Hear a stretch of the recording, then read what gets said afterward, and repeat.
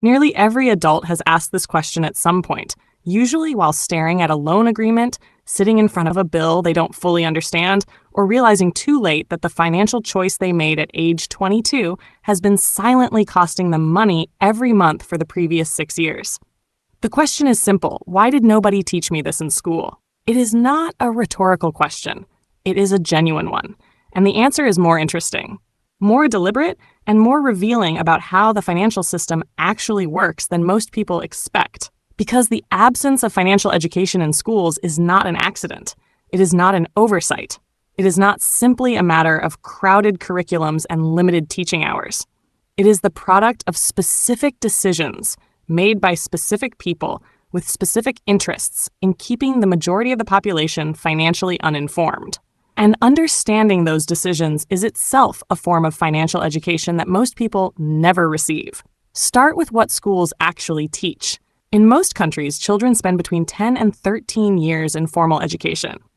They learn history, literature, mathematics, science, geography, and depending on where they live, a second or third language. They learn how to analyze texts and construct arguments. They learn the periodic table, the causes of the First World War, and how to calculate the area of a triangle. These are not useless things, but by the time most people leave school, they have never been taught how compound interest works, how a mortgage is structured, what a credit score is, and how it affects every major financial decision they will ever make, how to read a payslip, how tax brackets function, what an index fund is, or why the difference between starting to invest at 22 and starting at 32 is not 10 years, but potentially hundreds of thousands of dollars. The gap between what schools teach and what adults actually need to navigate financial life is not a small one. It is enormous, and it is consistent across generations. The adults asking why nobody taught them about money in school are the same people whose parents asked the same question, and their parents before them. So why does the gap persist? The first and most uncomfortable part of the answer is that the financial industry benefits enormously from financially uninformed consumers. Banks, credit card companies, payday lenders, insurance companies, and investment product manufacturers all make significantly more money from people who do not understand the products they are buying. An informed consumer compares interest rates. An uninformed consumer accepts the first offer. An informed consumer understands that the insurance product being sold alongside their new appliance is almost always overpriced and rarely worth buying. An uninformed consumer signs because it feels like the responsible thing to do. An informed consumer knows that an actively managed fund with a 2% annual fee will almost certainly underperform a low-cost index fund over a 20-year period. An uninformed consumer pays the 2% every year for decades without understanding what it is costing them. The financial industry spends hundreds of millions of dollars every year on lobbying. It funds political campaigns. It employs former regulators and politicians. And while it does not openly campaign against financial education in schools, it has historically done very little to support it. And in some cases has actively worked to shape what financial education looks like when it does exist, ensuring that it introduces people to financial products without teaching them how to critically evaluate those products. This is not a conspiracy theory, but a documented pattern of institutional behavior that follows a straightforward logic. Industries protect their profit margins, but financially literate consumers threaten those margins. The result is an education system that produces generation after generation of adults who know how to solve quadratic equations but do not know what APR means. The second part of the answer is political. Financial education is not a politically neutral subject. Teaching people how wealth is accumulated, how tax systems work, how financial institutions are structured, and who benefits from those structures inevitably raises questions about whether those structures are fair, whether they serve the public interest, and whether they should be changed. These are questions that powerful people and institutions would often prefer not to be asked, and certainly not to be asked by a generation of young people who have just been given the intellectual tools to evaluate the answers critically. There is a reason that the version of financial education that does occasionally make it into schools tends to focus on personal budgeting and saving habits rather than on systemic analysis. Teaching a teenager to keep a spending diary is politically harmless. Teaching a teenager to understand how the mortgage market contributed to the 2008 financial crisis, who made money from the collapse, and who paid for the bailout is considerably more dangerous to the status quo. The first version of financial education produces more disciplined consumers. The second version produces citizens who might start asking difficult questions about how the financial system is designed and in whose interest it operates. The third part of the answer is cultural. In many societies, money is considered a private matter. Discussing it openly is associated with either greed or desperation, and neither association is socially comfortable. This cultural norm means that financial knowledge tends to be passed down within families rather than taught publicly, which creates a significant and largely invisible inequality. A child who grows up in a household where financial concepts are discussed openly, where parents talk about investments and tax planning and mortgage structures, receives an informal financial education that a child from a household where money is a source of stress and silence does not. The child who received the informal education enters adulthood with a meaningful advantage that has nothing to do with intelligence or effort, and everything to do with the financial literacy of the household they happen to be born into. This dynamic ensures that financial knowledge functions in part as inherited privilege. The families who have it pass it on. The families who do not, do not. And because financial knowledge compounds in the same way that money does, the advantage grows over time. The person who understood compound interest at 20 invests earlier. The earlier investment produces more.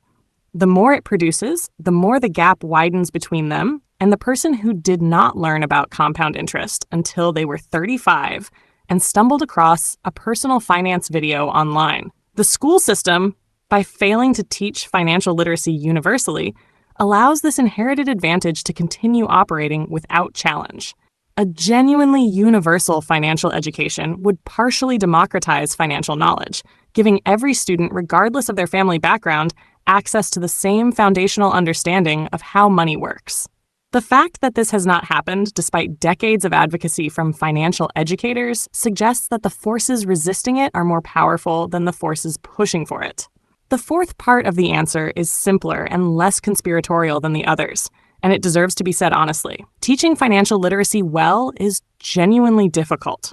It requires teachers who are themselves financially literate, which is not something that traditional teacher training programs have prioritized.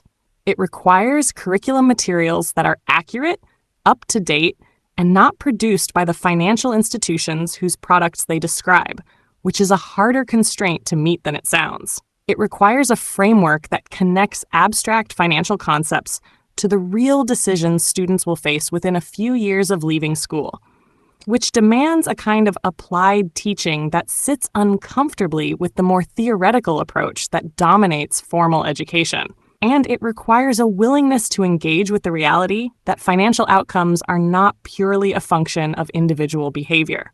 A curriculum that teaches financial literacy honestly has to acknowledge that structural factors, the cost of housing, the availability of stable employment, the design of the tax system, the accessibility of healthcare, all shape what individual financial decisions can actually achieve. That is a more complicated and more honest message than the one that says, if you just save and invest wisely, everything will work out, and it is a harder one to build a curriculum around. But these difficulties, while real, are not insurmountable. Other subjects in the curriculum involve complex, contested, and rapidly changing knowledge. The fact that financial education is difficult to do well does not explain why it is so often not done at all. The difficulty argument is more accurately understood as a reason why financial education has not been prioritized, rather than a reason why it cannot be done. What would genuine financial education actually look like? It would start early, with age-appropriate introductions to concepts like saving, the time value of money, and the difference between spending and investing. It would build through secondary school into a serious engagement with how credit works, how interest compounds, how tax systems are structured, and how to evaluate financial products critically. It would include honest discussion of how wealth is built over time, why the gap between people who invest early and people who invest late is so significant, and what the structural barriers to wealth building look like for different people in different circumstances. It would teach people how to read a mortgage document before they are sitting in front of one trying to decide whether to sign. It would explain what a credit score is and how it is calculated before someone is denied a rental apartment because of one they did not know they had. It would introduce the concept of an emergency fund before someone needs one and does not have it. It would explain the difference between a defined benefit pension and a defined contribution pension before someone is handed an enrollment form by HR and told they have 2 weeks to decide. It would, in short, teach people the things they will actually need to know as adults before they need to know them. The irony is that the information itself is not secret. Everything a person needs to understand to make sound financial decisions is freely available. The problem is not access to information. It is the absence of a structured, trusted, universal context in which that information is delivered before the decisions it relates to are already being made. By the time most people encounter financial education, it tends to come in one of 3 forms: a well-meaning but often oversimplified book, a social media video of variable quality and uncertain motivation, or an expensive mistake. None of these is a substitute for being taught the fundamentals before you need them, in the same way that you are taught to read before you encounter a document you need to understand, or taught basic arithmetic before you encounter a problem you need to solve. The generation currently in school is navigating a financial environment that is more complex, more consequential, and more aggressively marketed than any that preceded it. Buy now, pay later services are available to teenagers. Credit products are advertised on every platform young people use. The cost of housing, education, and healthcare means that the financial decisions made in the first decade of adulthood carry greater long-term consequences than they have for any previous generation. The stakes of financial illiteracy have never been higher, and yet the curriculum in most schools remains largely unchanged on this front. The gap between what is taught and what is needed remains as wide as it was for the generation before, and the generation before that. Understanding why that gap exists does not close it, but it is a necessary first step toward closing it, and it reframes the question in a way that matters. The question is not, why did nobody teach me this, as though the absence were an unfortunate accident. The question is, who benefits from the fact that most people enter adulthood without understanding how money works? And what would have to change for that to be different? Those are harder questions. They are also the more honest ones, and asking them is exactly the kind of financial thinking that a genuine financial education would have taught you to do. The information covered in this video is the kind of context that makes everything else on this channel make more sense. Because the strategies we talk about every week, the budgeting frameworks, the investment principles, the debt repayment approaches, do not exist in a vacuum. They exist inside a system that was not designed to make them easy to find or easy to follow. Knowing that changes how you approach them. It changes the standard you hold yourself to when things are harder than they should be. And it changes the questions you ask when the advice you receive does not quite seem to match the reality you are living in.